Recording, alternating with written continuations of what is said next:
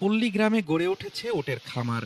অবিশ্বাস্য হলেও সত্য, যশোরের শার্শা উপজেলার সীমান্তবর্তী গ্রাম পটুখালীতে বাণিজ্যিকভাবে উটের খামার গড়ে তুলেছে পশুপ্রেমী নাসির। উটের খামারে সাফল্যের আশা তার। এই উট দেখতে দূর দূরান্ত থেকে ছুটে আসছেন মানুষ। স্থলবন্দর বেনাপোল থেকে প্রায় 5 কিলোমিটার দূরে সীমান্ত ঘেরা গ্রাম পটুখালী। শখের বসে 1 বছর আগে সৌদি আরব থেকে 5টি উট আমদানি করেন শৌখিন খামারি নাসির।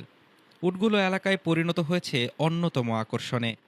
বিশাল আকৃতির এই প্রাণীগুলো দেখতে প্রতিদিন ভিড় করছেন বিভিন্ন এলাকার শিশু থেকে বৃদ্ধরা। এ যেন এক অন্যরকম আকর্ষণ।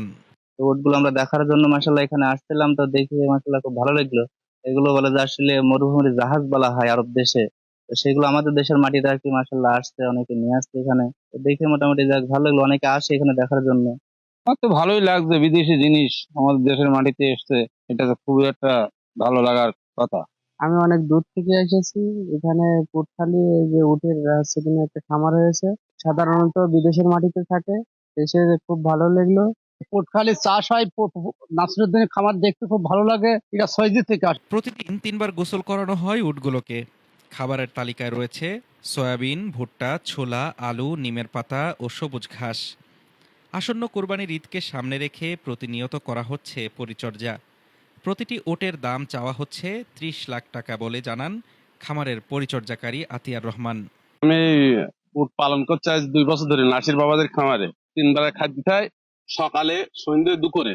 এরা খায় সয়াবিন, গম, ভুট্টা, ছোলা, আলু, নিমের পাতা, বটের পাতা।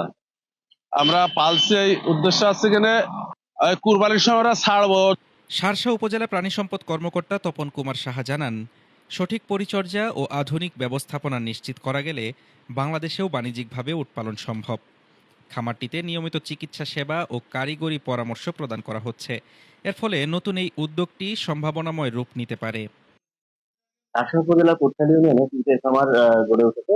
এখানে 5টি উট আছে। আমরা সংবাদ দপ্তরের মাধ্যমে সেগুলো দেখাশোনা করছি এবং সুন্দরভাবে উটগুলো লালন পালন করছি। উট পালন এখন আর শুধু মরুভূমির গল্প নয়, যশোরের শার্শায় এটি হয়ে উঠেছে নতুন অর্থনৈতিক সম্ভাবনার দিগন্ত। সফলভাবে বংশবৃদ্ধি হলে ভবিষ্যতে এই অঞ্চলই হতে পারে দেশের অন্যতম উট পালন কেন্দ্র।